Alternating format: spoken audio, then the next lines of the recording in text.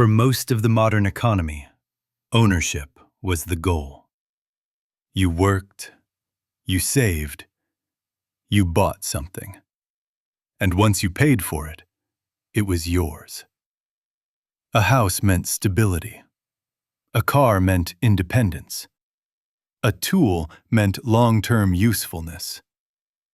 Ownership reduced uncertainty. After the purchase, costs usually went down, not up. This model shaped expectations for decades. Economic security came from accumulation, not access. But this system depended on one fragile assumption: that companies would accept irregular income. That assumption did not survive modern finance. As companies grew larger, uncertainty became expensive. One-time sales created spikes. Spikes made forecasting difficult. Forecasting errors scared investors. Subscriptions solved this.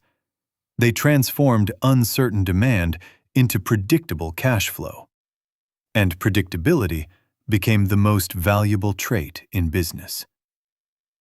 This way of thinking is openly discussed at elite policy and corporate levels. In 2016, the World Economic Forum released a prediction about everyday life in 2030 that became infamous. "You'll own nothing, and you'll be happy."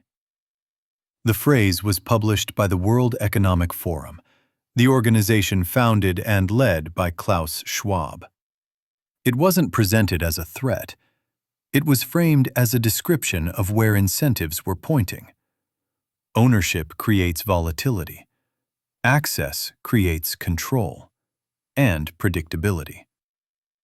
Once markets began rewarding predictability above all else, the logic spread. At first, subscriptions stayed digital. Software shifted first, then music, then films, news, and cloud storage.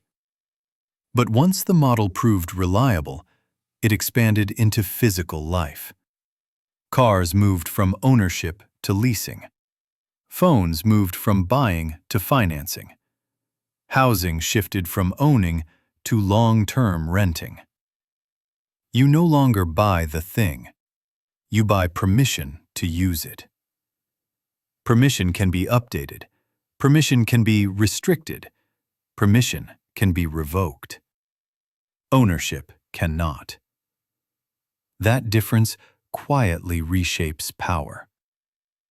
Subscriptions feel cheaper because the upfront cost is lower, but total cost is rarely lower. It's simply distributed over time. More importantly, subscriptions change behavior. Canceling feels like losing something you rely on.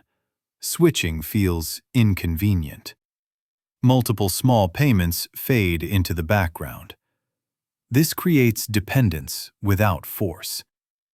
No chains, no coercion. Just friction. Over time, control shifts quietly. In a traditional market, companies compete to sell you something.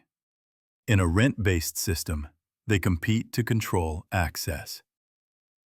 This shift has been openly criticized by economists. Yanis Varoufakis, former Greek finance minister, describes it this way: "We are moving from a market economy to a rent-based economy. I don't call it capitalism anymore." Rent doesn't require constant innovation. It requires gatekeeping. And gatekeeping is stable. Housing shows this transformation more clearly than anything else. Homes were once places to live. Then they became investments. Now they function like subscriptions. Monthly payments, limited exit options, rising renewal costs.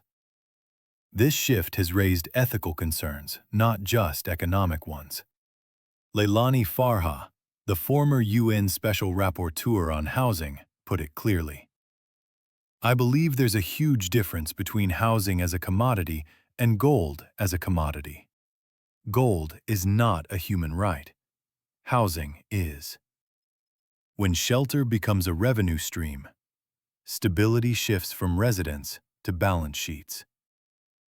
Subscriptions smooth volatility. They stabilize corporate earnings. They smooth consumer spending. They delay visible crises. From a policy perspective, this looks like stability. Short-term calm is rewarded. Long-term dependence is tolerated. Once enough systems rely on recurring payments, reversing the model becomes risky.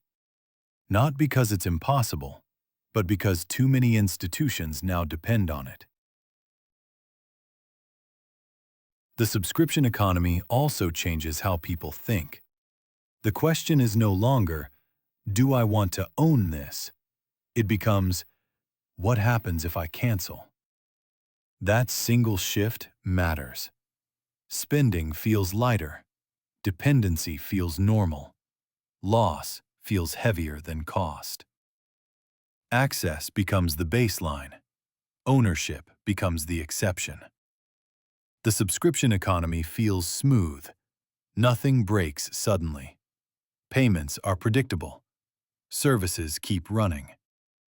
But stability and ownership are not the same. One offers continuity. The other offers control. This shift didn't happen because people demanded it. It happened because systems optimized for predictability. Understanding that doesn't require fear, only clarity. Because when access replaces ownership, what you're really paying for is permission. If this exploration of the subscription economy sparks some thoughts for you, whether it's about your own spending habits or the bigger picture, share them in the comments below. I'd love to hear your perspective and keep the conversation going. And if you found value in this, hit that like button, subscribe for more insights on how modern systems shape our lives, and share it with someone who might need this clarity. Thanks for watching. Until next time.